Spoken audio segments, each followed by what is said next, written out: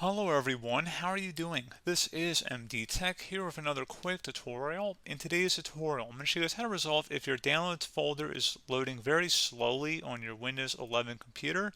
So this should hopefully be a pretty straightforward process here, guys, and without further ado, let's go ahead and jump straight into it.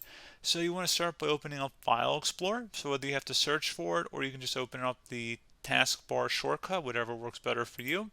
And you want to navigate to the downloads folder, so it should be right underneath your quick access here, or you might have to go navigate to it, but we see it's right here under our quick access menu. So we're going to go right click on it and we're going to select properties. We're going to select the customize tab, and where it says what kind of folder do you want, optimize this folder for, click inside this drop down and you want to set it to general items, select apply and OK. And once you're done with that, you should be good to go.